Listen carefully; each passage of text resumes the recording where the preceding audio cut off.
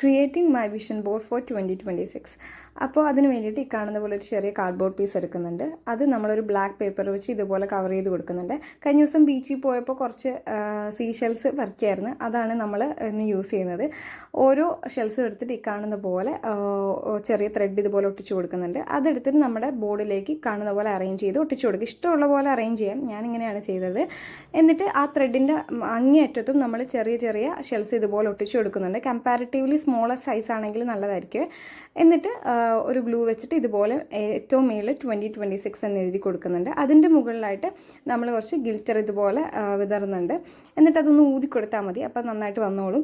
പിന്നെ നമ്മൾ വിചാരിക്കുന്ന ഒരു ഔട്ട്പുട്ട് വരാനത് കൊണ്ട് അവസാനം നമ്മൾ കുറച്ച് വൈറ്റ് പെയിൻറ്റ് വെച്ചിട്ടൊന്ന് ഹൈലൈറ്റ് ചെയ്ത് കൊടുക്കുന്നുണ്ട്.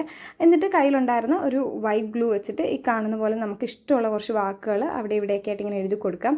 നമ്മൾ വേറെ ഒന്നും ചെയ്യുന്നില്ല, ജസ്റ്റ് ഇതൊന്ന് ഉണങ്ങാൻ വിടുന്നേ ഉള്ളൂ. അതായത് നമ്മളിങ്ങനെ എടുത്ത് അടുത്ത് വെച്ച് നോക്കുമ്പോൾ നമുക്കിഷ്ടമുള്ള കുറച്ച് വാക്കുകൾ കാണുന്നത്, അതേ ഉദ്ദേശിക്കുന്നുള്ളൂ. എന്നിട്ട് നമുക്ക് നമ്മുടെ കയ്യിലുണ്ടായിരുന്ന കുറച്ച് മുത്തുകളും അവിടെ ഇവിടെ ആയിട്ട് ഒട്ടിച്ചു കൊടുക്കുന്നുണ്ട്.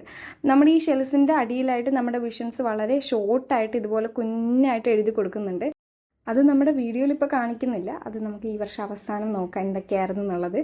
അപ്പോൾ അത്രയേ ഉള്ളൂ. ഇഷ്ടപ്പെട്ട എന്തായാലും എന്നെ സപ്പോർട്ട് ചെയ്യണം, ലൈക്ക് ചെയ്യാനും കമൻറ്റ് ചെയ്യാനും സബ്സ്ക്രൈബ് ചെയ്യാനും മറക്കരുത്. പിന്നെ എന്തെങ്കിലും സജഷൻസ് ഉണ്ടെങ്കിൽ അതും പറയണം. അപ്പോൾ ഹാപ്പി ന്യൂ ഇയർ.